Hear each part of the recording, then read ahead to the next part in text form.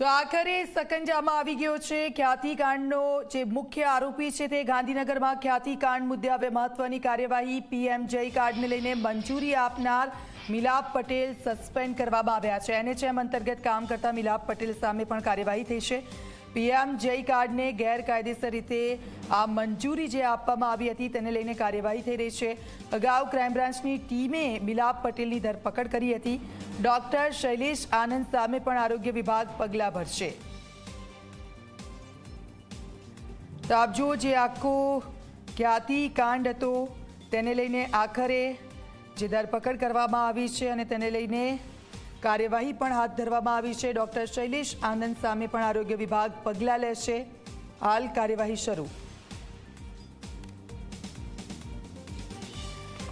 તો અમદાવાદમાં ખ્યાતિકાંડમાં કાર્યવાહીને લઈને મોટા સમાચાર સામે આવ્યા છે। ખ્યાતિકાંડના મુખ્ય આરોપી કાર્તિક પટેલની ધરપકડ થઈ છે। અમદાવાદ એરપોર્ટથી કાર્તિક પટેલ ઝડપાયો છે। ક્રાઇમ બ્રાન્ચે અમદાવાદ એરપોર્ટ પરથી તેને ઝડપી પાડ્યો છે। ખ્યાતિ ફાઉન્ડેશનનો ચેરમેન કાર્તિક પટેલ 2 મહિનાથી ફરાર ફરતો હતો। દુબઈથી અમદાવાદ આવતા કાર્તિક પટેલની એરપોર્ટ પર જ ધરપકડ થઈ છે। ખ્યાતિકાંડ સમયે કાર્તિક પટેલ ઓસ્ટ્રેલિયામાં હતો। ખ્યાતિકાંડ સામે આવ્યા બાદ દુબઈ ભાગી ગયો હતો કાર્તિક પટેલ। પોલીસે કાર્તિક પટેલ સામે જાહેર કરી હતી લુકઆઉટ નોટિસ। કાર્તિક પટેલે ધરપકડથી બચવા આગોતરા જામીન અરજી પણ કરી હતી। તો કોર્ટે કાર્તિક પટેલની આગોતરા જામીન અરજી ફગાવી હતી અને હવે સકંજામાં આવેલા કાર્તિક પટેલની પૂછપરછમાં મોટા ખુલાસાઓ થઈ શકે છે। આપ જુઓ અનેક મોટા ખુલાસાઓ થઈ શકે છે। શું કાર્યવાહી થઈ રહી છે? જે મેન આરોપી છે કાર્તિક પટેલ કે જેની શોધખોળ હાથ ધરવામાં આવી રહી હતી। સીધા જઈશું અમારા સંવાદદાતા હિતલ અમારી સાથે જોડાઈ ગયા છે, સાથે સાથે સપના પણ અમારી સાથે જોડાયા છે। હિતલ, આપની પાસે આવીશું। કાર્તિક પટેલ કે 2 મહિનાથી નાસ્તો ફરતો હતો અને આખરે તે સકંજામાં આવી ગયો છે અને હવે શું કાર્યવાહી હાથ ધરવામાં આવી રહી છે?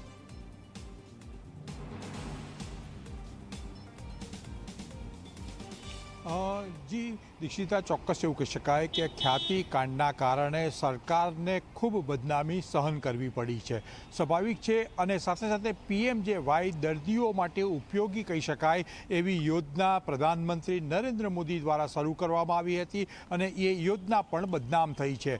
સ્વાભાવિક છે કે એના કારણે રાજ્ય સરકાર પણ કડક કાર્યવાહી કરવાના મૂડમાં છે। સાથે સાથે પીએમજેવાય જેવી યોજનાનો દુરુપયોગ કોઈ ન કરી શકે એ માટે એ કાર્તિક પટેલ હોય કે એ આ કાંડ સાથે સંકળાયેલા અન્ય આરોપીઓ હોય, તમામ સામે આકરી કાર્યવાહી કરવાના મૂડમાં સરકાર છે। સ્વાભાવિક છે કે ખ્યાતિ કાંડના મુખ્ય આરોપી કાર્તિક પટેલ પકડાઈ ગયો છે। ખ્યાતિક સાથે જે ટોળકી સામેલ હતી અને ટોળકી ક્યાંક ને ક્યાંક પીએમજેવાય બનાવટી કાર્ડ મંજૂર કરાવીને બારોબાર એનું ઓપરેશન કરાવવામાં આવતું હતું। એ તમામ કેસમાં જે સરકારી ભૂમિકા કહી શકાય એવા મિલાપ પટેલની ભૂમિકા હતી। આ મિલાપ પટેલ એનએચએમમાં ફરજ બજાવતો હતો અને તેને ક્યાંક ને ક્યાંક ગેરકાયદેસર રીતે પીએમજેવાય કાર્ડને મંજૂરી આપતો હતો। એ ક્રાઇમ બ્રાન્ચની તપાસમાં ધ્યાનમાં આવ્યું હતું। ક્રાઇમ બ્રાન્ચે તેને પહેલાં પૂછપરછ માટે બોલાવ્યો હતો અને તેની ભૂમિકા આ સમગ્ર ગુનામાં સ્પષ્ટ થતાં તેની ધરપકડ કરી હતી। હવે રાજ્ય સરકારે તેને તાત્કાલિક અસરથી સસ્પેન્ડ કરવાનો નિર્ણય લીધો છે। સ્વાભાવિક છે કે આ જ રીતે એનએચએમમાં પ્રતિનિયુક્તિ ઉપર ડોક્ટર શૈલેષ આનંદ પણ ફરજ બજાવે છે અને તેમની પણ ભૂમિકા સ્પષ્ટ રીતે ક્યાંક ને ક્યાંક ક્રાઇમ બ્રાન્ચની તપાસમાં સામે આવી છે। એટલે હવે શૈલેષ આનંદ સામે પણ પગલાં ભરવામાં આવશે। જી દીક્ષિતા, બિલકુલ અનેક લોકોનો ભોગ લીધો છે। આપની પાસેથી માહિતી લેતા રહીશું। આપ અમારી સાથે જોડાયેલા રહો। સપના પાસે જઈશું। સપના ક્રાઇમ બ્રાન્ચથી અમારી સાથે જોડાયેલા છે અને હવે ત્યાં શું પ્રોસેસ થઈ રહી છે સપના? કારણ કે આવા આરોપીઓને છોડવા ન જોઈએ, સખતમાં સખત તેમના વિરુદ્ધ કાર્યવાહી થવી જોઈએ તે પ્રકારની માંગ લોકોની ઉઠી હતી।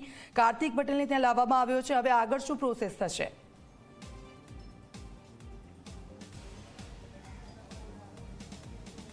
બિલકુલ દીક્ષિતા, કાર્તિક પટેલને અહીં લાવવામાં આવ્યો છે। તેની સામે હવે જે કાયદાકીય જે કાર્યવાહી છે એ અત્યારે થઈ રહી છે। આ મામલે વધુ માહિતી પોલીસ ઉચ્ચ અધિકારી મીડિયા સમક્ષ રજૂ પણ કરશે, પરંતુ તે પહેલાં સૌથી મહત્વપૂર્ણ વાત છે કે સૌથી મુખ્ય આરોપી કે જે આ દેશમાં જ નહોતો એ આરોપીને અહીં લાવવામાં આવ્યો છે। આજે જ્યારે આ આખી જે ઘટના બની એટલે કે જે ખ્યાતિ હોસ્પિટલ છે તેમાં જ્યારે હુમલાઓ જે લોકો સાથે કરવામાં આવ્યા અને એમાં જે 2 લોકોના મૃત્યુ મૃત્યુ પણ થઈ ચૂક્યા હતા. તો એ આખી ઘટનામાં દરમિયાન આપણે જોયું કે આજે કાર્તિક પટેલ છે ઓસ્ટ્રેલિયા હતા અને ઓસ્ટ્રેલિયા બાદ તેઓ જે બીજા કન્ટ્રીમાં જતા રહ્યા તો ત્યાંથી જ્યારે અમદાવાદ આવ્યા ઇન્ટરનેશનલ એરપોર્ટ ઉપર તો તેમની ધરપકડ કરી લેવામાં આવી છે, તેમને અહીં લાવવામાં પણ આવ્યા છે. અને મહત્વની વાત એ છે કે કાયદાકીય રીતે 24 કલાકની અંદર તેમને કોર્ટ સમક્ષ રજૂ પણ કરવાના થાય, એટલે એ માટેની જે કામગીરી છે એ અત્યારે ક્રાઇમ બ્રાન્ચ કરી રહી છે. 24 કલાકની અંદર તેમને કોર્ટમાં પણ રજૂ કરવામાં આવશે અને એ પહેલાં તેની પાસે શું વિશેષ માહિતી નીકળી શકે એ પ્રકારની કામગીરી અત્યારે ક્રાઇમ બ્રાન્ચ કરી રહી છે. આ આખી કાર્યવાહી દરમિયાન પૂછતાછ દરમિયાન ઘણી બીજી વસ્તુઓની પણ જે ઘટનાઓ છે એ સામે આવી શકે છે કે હજી કેટલાક લોકો આમાં સંડોવાઈ રહેલા હોય અથવા તો આખું જે ષડયંત્ર છે, આખું જે પીએમજે કાર્ડને લઈને જે પ્રકારે આખી જે ઘટના છે કઈ રીતે ચાલતી હતી, કોણ લોકો આમાં સામેલ હતા, કારણ કે ઘણા બધા નિર્દોષ લોકોના મૃત્યુ આમાં થઈ ચૂક્યા છે. ગામડે ને ગામડે ફ્રી કેમ્પ કરવામાં આવતા હતા અને લોકોને જે ભોળી જનતા છે, ગામની જે જનતા છે એમને ખોટા રોગ જણાવીને તેમને અહીં હોસ્પિટલ લાવવામાં આવતા હતા, સ્ટેન્ટ નાખી દેવામાં આવતા હતા અને મોટા ભાગના ગામ એવા છે કે જેમાં લોકોના મૃત્યુ થઈ ચૂક્યા. તો આ આખી ઘટના છે જે પ્રકારે આખું મોટું સ્વરૂપ જે રીતે ઘટના લીધું છે, ગંભીર ઘટના છે અને એમાં જે મુખ્ય આરોપી છે કાર્તિક પટેલ એની અત્યારે ધરપકડ થઈ ચૂકી છે અને કાર્યવાહી કરવામાં આવી રહી છે. દીક્ષિતા. બિલકુલ સપના, અનેક મોટા રહસ્ય છે જેના પરથી પડદો ઉંચકાશે. કોર્ટમાં ક્યારે રજૂ કરવામાં આવશે, શું વિગતો ત્યાંથી પ્રાપ્ત થઈ રહી છે હાલ વધુમાં વધુ?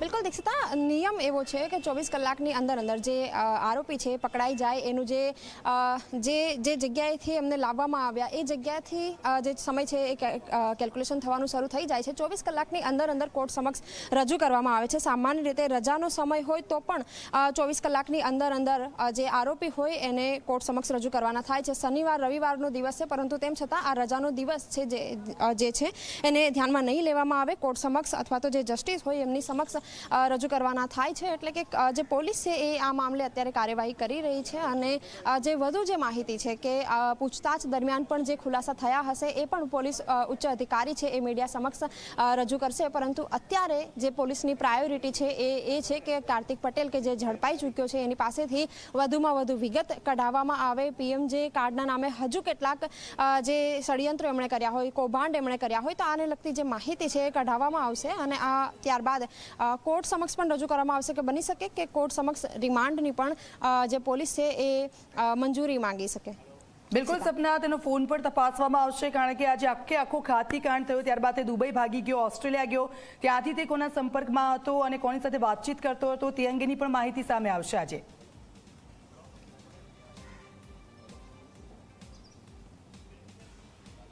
બિલકુલ દીક્ષિતા, ઘણા બધા પાસાઓ છે કે જેના ઉપર કામ કરવામાં આવશે. જેમ કે અત્યાર સુધી હોસ્પિટલ જે આખી કામગીરી આખી ચાલતી હતી, પીએમજે કાર્ડ દર્દીઓને ગામમાં જઈને કેમ્પ કરીને અહીં સુધી લાવવાના, બીમારીઓ ખોટી બતાવવાની, એટલે આખા તમામ જે પાસાઓ છે આ અહીંયા સુધી જ સીમિત નથી થતું. પરંતુ જ્યારે તે ઓસ્ટ્રેલિયા હતો, અહીંથી જે આપણી જે સરકાર છે તેને લુકઆઉટ નોટિસ જાહેર કરી, ત્યારબાદ પણ કેટલાક લોકોએ એને જો સરકારથી બાંધછોડ કરવામાં જે મદદ કરી હોય તો તમામ જે પાસાઓ છે એના ઉપર કામ કરવામાં આવશે, એને લઈને પૂછતાછ કરવામાં આવશે અને સામે જ જે કાયદાકીય જે કાર્યવાહી છે એ પણ કરવામાં આવશે. દીક્ષિતા. બિલકુલ સપના, આપ અમારી સાથે જોડાયેલા રહેજો. હિતલ પાસે જઈશું. હિતલ, આજે મિલાપ પટેલ છે અને સાથે બીજો એક આરોપી છે કે જેની પણ ધરપકડ કરવામાં આવી છે, એ બંને વિરુદ્ધ શું કાર્યવાહી થશે અને એ લોકોની ભૂમિકા શું હતી આ સમગ્ર જે કેસ હતો તેમાં?